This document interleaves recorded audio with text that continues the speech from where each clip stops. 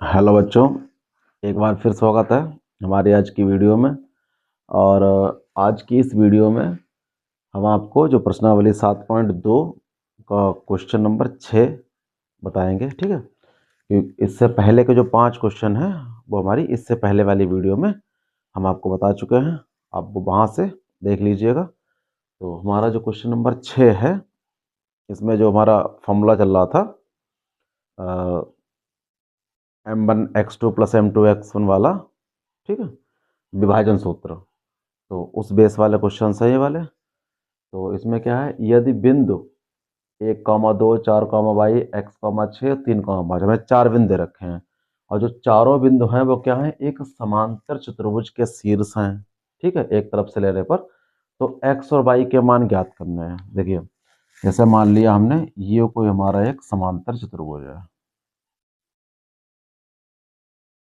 ठीक है, A B C और डी। तो यहाँ पर देखने का चेक करें कि ए के निर्देशांक क्या है। देखिए, हमारा 1, 2 है। बी के क्या है, 4, 22 है। इसी तरीके से सी क्या हो जाएगा हमारा, x, 6 हो जाएगा।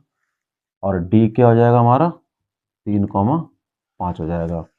ये हमें समांतर चतुर्भुज के निर्देशांक दे रखे हैं और हमें यहाँ से एक्स वाई का मान निकालना है। तो हम क्या करेंगे, सबसे पहले इनके विकर्ण खींचेंगे, ए सी और बी डी। और हमें एक बात पता है कि समांतर चतुर्भुज के जो विकर्ण होते हैं वो एक दूसरे को समद्विभाजित करते हैं। ठीक है, जब वो एक दूसरे को समद्विभाजित करेंगे तो दोनों का मध्य बिंदु हमारा सेम होगा। जो मध्य बिंदु ए सी विकर्ण का होगा वही मध्य बिंदु किसका होगा, बी डी विकर्ण का होगा। ठीक है, यहाँ पर हम ले लेते हैं ओ। तो हम क्या लिखेंगे, देखिए, हम जानते हैं कि समांतर चतुर्भुज के विकर्ण एक दूसरे को समद्विभाजित करते हैं।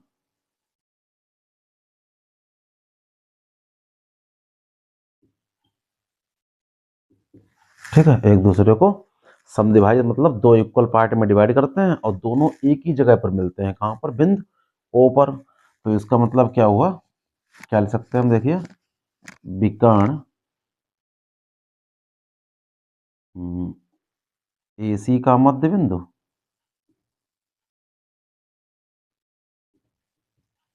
बराबर विकर्ण BD का मध्य बिंदु। दोनों का जो मध्य बिंदु होगा वो सेम ही होगा। ठीक है, तो विकर्ण AC का जो हमारा मध्य बिंदु होगा O, तो जो उसके निर्देशांक निकालेंगे तो मध्य बिंदु वाला सूत्र लगा देंगे। ठीक है, तो मध्य बिंदु का सूत्र क्या होता है, देखिए, हमारा x1 + x2/2, मतलब 1 + x/2। और y+y1 ये हमारा कितना है, 2 और 6, 2 + 6/2। ठीक है, इसी तरीके से विकर्ण BD में आ जाइए। x1 + x2 कितना है, 4 और 3/2। और y1 y2 कितना देखिए, 22 और 5। ठीक, ये तो क्या लगा दिया हमने, दोनों में मध्य बिंदु वाला सूत्र लगा दिया। अब देखिए, ये तो सॉल्व हो नहीं सकता, इसको ऐसे रख लेंगे। ये हो जाएगा 6, 2, 8/2 और ये हो जाएगा 4, 3, 7/2 और ये y+5/2। अब देखिए, चूंकि दोनों बिंदु हमारे आमने सामने रखे हुए हैं तो दोनों बराबर होंगे। जब दोनों बराबर होंगे, तुलना इसकी इसके साथ करेंगे और इसकी तुलना, मतलब x वाला जो हमारा टर्म है तो x के साथ इसकी तुलना करेंगे और y वाले की y के साथ में करेंगे। ठीक है, तो क्या लिखेंगे, दोनों तरफ तुलना करने पर तो जो x का मान है वो x के सामने रखेंगे, 1 + x/2 बराबर 7/2 और ये 2 से 2 कट जाएगा। ठीक है, तो हमारा क्या आ गया, 1 + x बराबर 7। तो x आ जाएगा 7, ये प्लस का एक माइनस में पहुंच जाएगा। तो x कितना आ गया हमारा, x का मान क्या निकल आया, 6 निकल आया। ठीक है। ऐसे ही जब बाय वाले कंपोनेंट की तुलना करेंगे तो हमारा आ जाएगा बाई प्लस 5/2 बराबर 8/2। इसमें भी 2 से 2 कैंसिल हो जाएगा या बाई हमारा कितना हो जाएगा 8 माइनस 5, ये प्लस का 5 उधर माइनस में जाएगा तो बाई कितना हो जाएगा हमारा 3। तो यहाँ से देखिए x निकला है 6 और y निकला है 3। ये हमें x y के मान चाहिए थे, वो दोनों निकल आए हैं। ठीक है, तो इसमें विभाजन सूत्र ना लगा करके मध्य बिंदु वाला कंसेप्ट लगाएंगे और ये कंसेप्ट लगाएंगे कि दोनों जो विकर्ण होंगे एक दूसरे को एक ही बिंदु पर समद्विभाजित करेंगे, इसलिए दोनों का मध्य बिंदु एक होगा। सामने रख करके वहां से हम x y की वैल्यू निकाल लेते हैं। ठीक है, तो आइए अब इसका क्वेश्चन नंबर जो हमारा 7 है वो देखिए क्या कह रहा है कि बिंदु ए के निर्देशांक ज्ञात कीजिए जहां ए बी वृत्त का व्यास है। जैसे मान लीजिए ये हमारा एक वृत्त है और इसका ए बी ये हमने व्यास ले लिया है, ए बी जो इसके केंद्र ओ से होकर जाएगी जीवा। तो जिसका केंद्र ओ दे रखा है हमें देखिए 2, ठीक है। और बिंदु बी के जो निर्देशांक दे रखे हैं वो दे रखे हैं हमें 1, 4 और हमें x के निकालने हैं तो वो हम ले लेते हैं, सॉरी बिंदु ए के निकालने हैं तो बिंदु ए के जो निर्देशांक है वो हम x, y लेके चलते हैं। ठीक है, अब देखिए हमें यहाँ पर भी बिल्कुल सेम कंसेप्ट वही पिछला वाला लगा सकते हैं कि जो व्यास होता है व्यास का मध्य बिंदु हमारा कहाँ होता है, केंद्र पर होता है। ठीक, क्योंकि व्यास क्या होता है, त्रिज्या का दुगुना, एक त्रिज्या इधर होगी एक त्रिज्या इधर होगी, तो व्यास का भी जो मध्य बिंदु होगा वो भी हमारा क्या होगा, वो भी केंद्र ही होगा।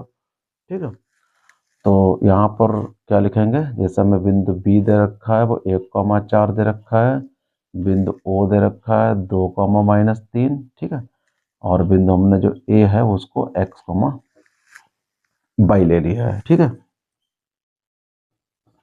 अब हम क्या करेंगे, यहाँ लिखेंगे चूंकि बिंदु ओ वृत्त का केंद्र है। ठीक है, जो हमारा बिंदु ओ है वो क्या है, वृत्त का केंद्र है, अतः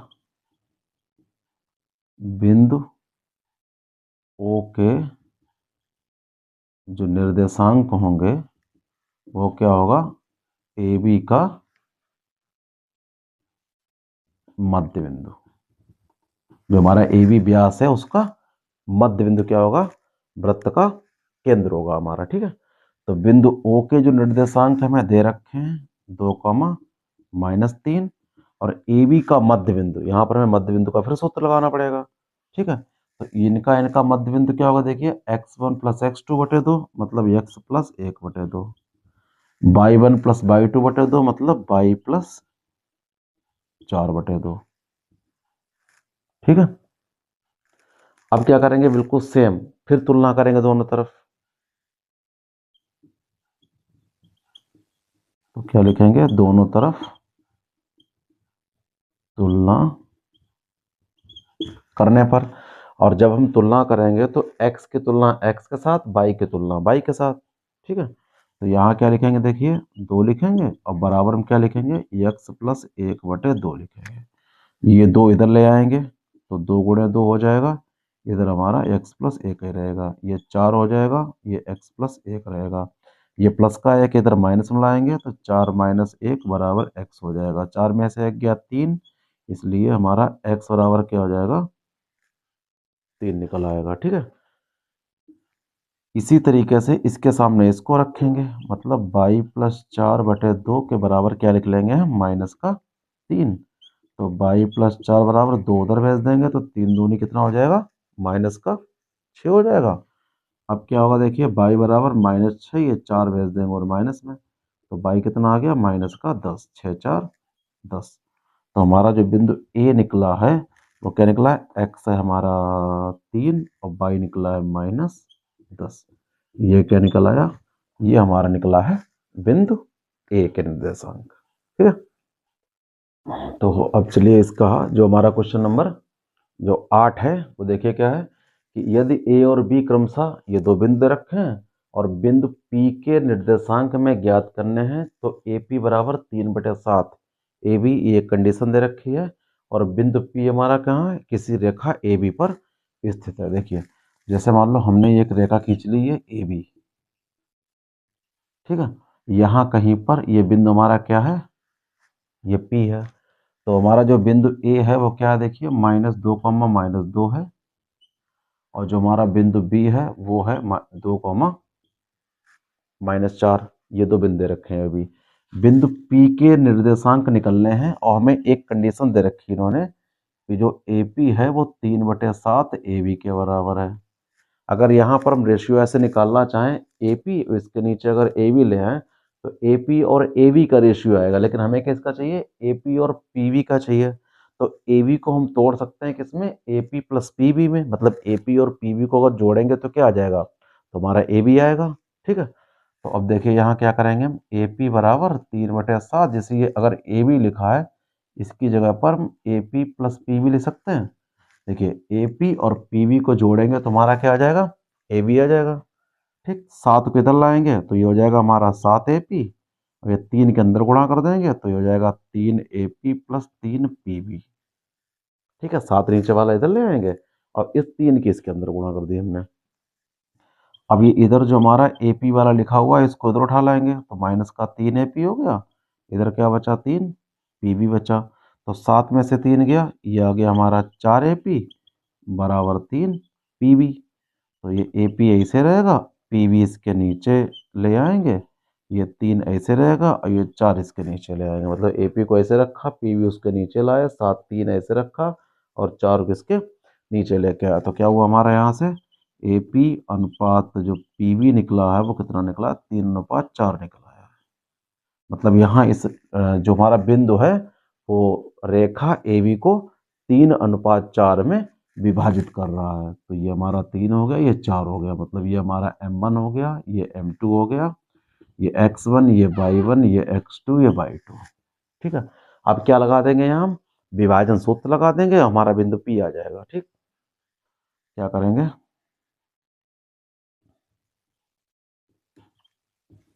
विभाजन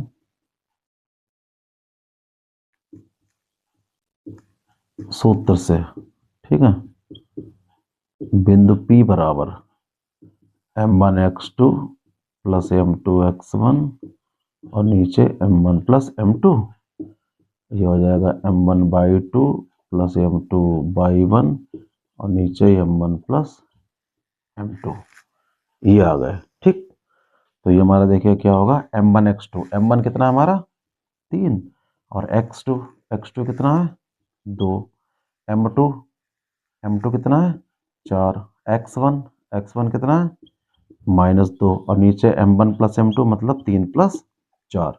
ऐसे ही है M1/2, M1 कितना है 3 और बाई 2 कितना है हमारा -4 प्लस M2, सॉरी M2 की वैल्यू कितनी है यहाँ पे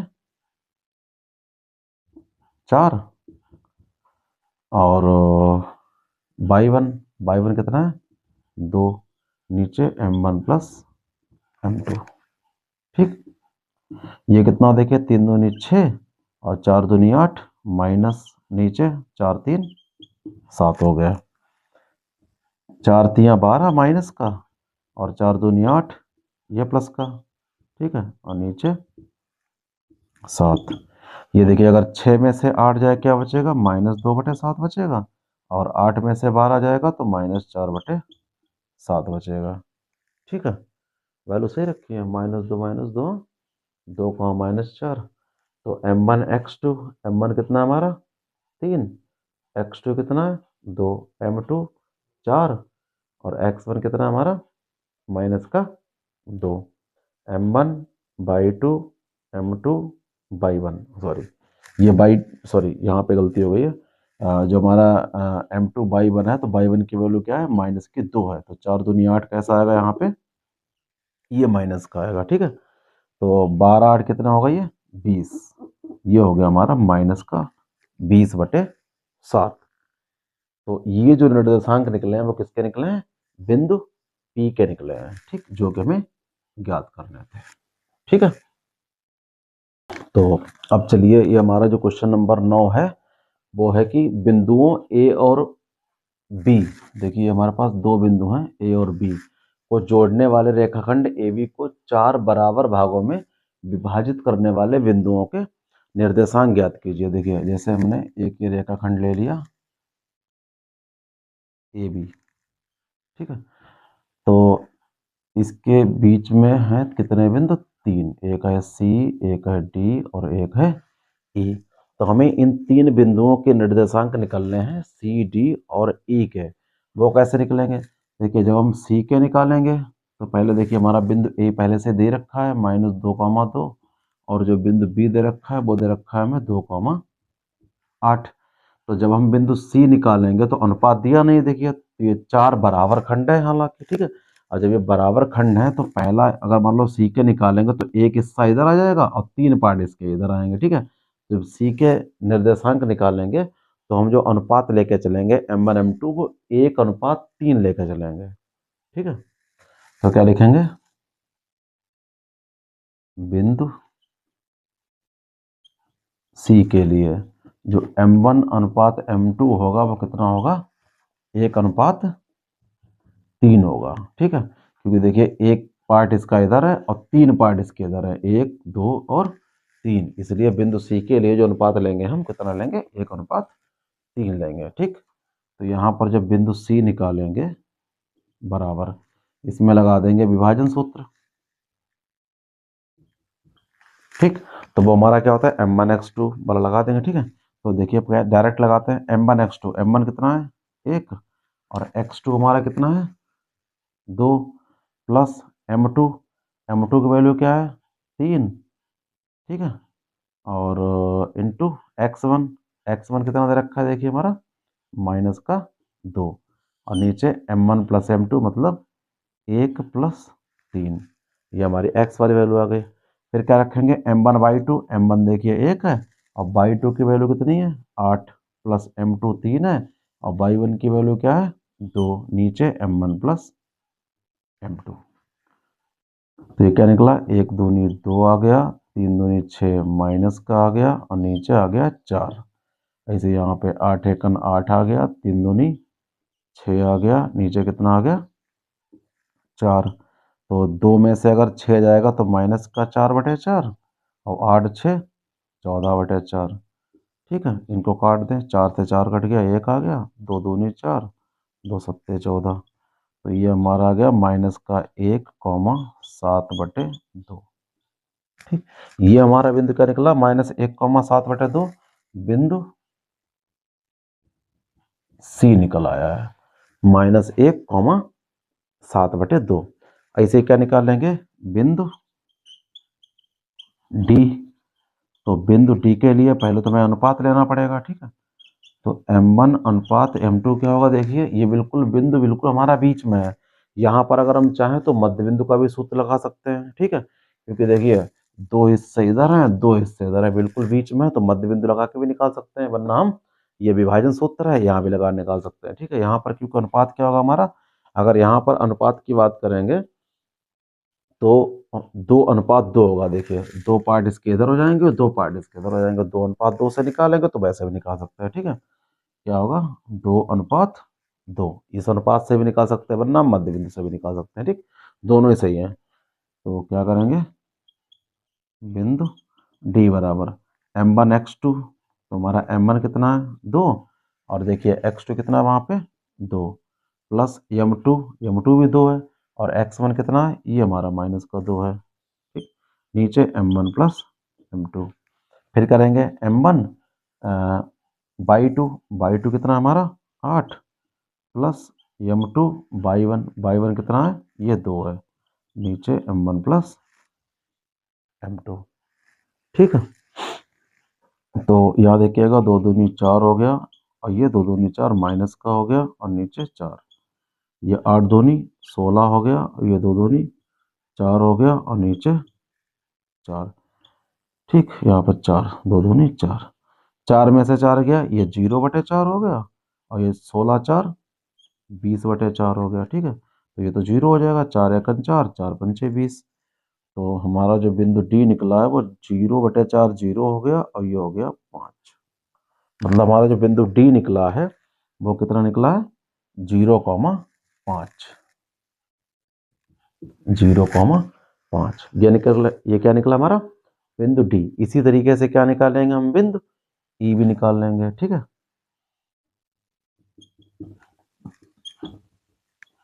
अब क्या लिखेंगे बिंदु ई के लिए। तो बिंदु ई के लिए हमारा जो m1 अनुपात m2 होगा, देखिए इधर हो गया 3 हिस्से, इधर बचा केवल 1, तो ये हो गया 3:1। तो अनुपात जब इस तरीके से ले लेंगे फिर हमारा विभाजन सूत्र से आसानी से निकल आएगा। ठीक, तो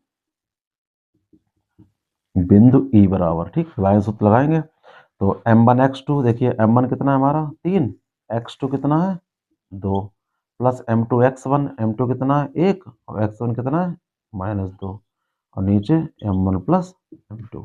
ऐसे ही m1/2, m1 3 है और y2 कितना है 8, प्लस m2 1 है और y1 कितना है 2, नीचे m1 प्लस m2। ये हो गया 3 दूनी 6, ये 2 एकम 2 हो गया माइनस का, नीचे 4, 8 दिया 24, और ये 1 दूनी 2 हो गया प्लस का, नीचे 4। ठीक, तो 6 में से 2 गया, कितना बचा 4/4, ये 24 2 26/4। ठीक है, 4 से 4 कट गया, 1 आ गया, 2 दूनी 4 और 13 दूनी 26। तो ये आ गया हमारा 1,13/2।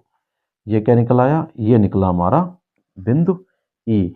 देखिए एक सी निकला है, एक डी निकला है और एक निकला हमारा ई। ये जो 3 बिंदु हैं वो ए बी रेखाखंड को 4 बराबर खंडों में विभाजित कर रहे हैं।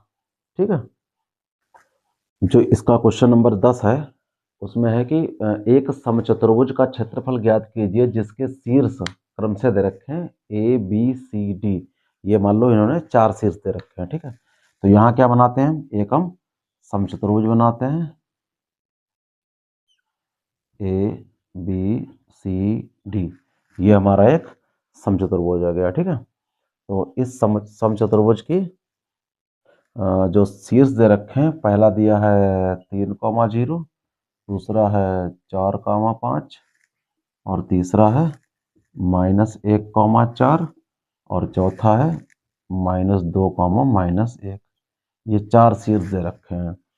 अब इसका हमें क्षेत्रफल चाहिए, तो जो हमारा समचतुर्भुज होता है उसका क्षेत्रफल क्या होता है 1/2 गुणे विकर्णों का गुणनफल, मतलब पहला विकर्ण और गुणा में दूसरा विकर्ण। तो हमारे जो विकर्ण होंगे वो क्या होंगे इसके, एक हमारा देखिए AC विकर्ण होगा, एक BD विकर्ण होगा। ठीक है, तो पहले हम AC विकर्ण निकालेंगे दूरी वाले सूत्र से, फिर हम BD विकर्ण निकालेंगे दूरी वाले सूत्र से। इसमें विभाजन सूत्र नहीं लगेगा। ठीक है, क्योंकि 1/2 AC गुणे BD ये इसका फॉर्मूला होता है, तो वही निकालेंगे। ठीक, तो सबसे पहले क्या निकाल लेते हैं हम, AC निकाल लेते हैं। तो दूरी का सूत्र क्या होता है हमारा x2 माइनस x1 का whole square plus y2 minus y1 का होल स्क्वायर। ठीक है, अब देखिए जब A और C में लगाएंगे इन दोनों में, तो हमारा ये x1 ये y1 ये x2 ये y2, तो यहाँ x2 माइनस x1 है तो क्या हो जाएगा -1 और -3, -1 और -3 का whole square plus y2 minus y1 कितना हो गया हमारा 4 -0 का होल स्क्वायर। ठीक, तो ये -1 -3 कितना हुआ -4 और 4 में से 0 गया 4, तो -4 का स्क्वायर भी 16 हुआ और 4 का स्क्वायर भी 16 हुआ। ठीक है, तो इसको क्या लिखेंगे हम, देखिए 16 गुणे 2, 16 16 32 होता है, तो 16 गुणे 2 ही 32 ही होगा। 16 का 4 बाहर निकाल लेंगे, ये हो जाएगा हमारा 4√2 मात्रक। ये हमारा AC विकर्ण निकल आया है। ठीक है, इसी प्रकार क्या करेंगे हम विकर्ण BD भी निकालेंगे। तो BD में क्या करेंगे, BD वाले वैल्यू रखेंगे।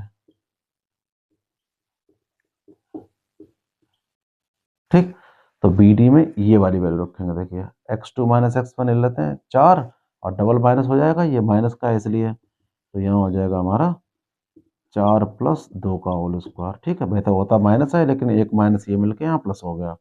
y2 माइनस y1 5, ये भी देखिए वही चीज सेम 5 और माइनस माइनस प्लस 1 का होल स्क्वायर, तो 4 और 2 6 का स्क्वायर हो गया, 5 और 1 ये भी 6 का स्क्वायर हो गया, 6 का स्क्वायर भी 36, ये भी 36। इसको भी सेम ऐसे लिखेंगे 36 गुणे 2, 36 का 6 बाहर आ जाएगा, √2 मात्रक। ये हमारा क्या निकला? ये हमारा निकला है विकर्ण BD निकल आया है। ठीक, अब जब दोनों विकर्ण निकल आए तो फॉर्मूला लगा के हम क्षेत्रफल निकाल लेंगे। ठीक है, क्या लिखेंगे? समचतुर्भुज का क्षेत्रफल बराबर 1/2 गुणा में पहला विकर्ण अब गुणा में दूसरा विकर्ण, 1/2 AC इंटू BD। तो 1/2, देखिए AC कितना निकला हमारा 4√2 और BD कितना निकला है 6√2। 2 से 4 काटेंगे 2 लिख देंगे, तो 6 की अगर 2 से गुणा कर दी 12 आ गया, और √2 की गुणा √2 से कर दी 2 आ गया, तो 12 दूनी 24। 24 वर्ग मात्रक, क्योंकि क्षेत्रफल है तो यहाँ पर मात्रक ना लिख के हम क्या लिखेंगे? वर्ग मात्रक लिखेंगे।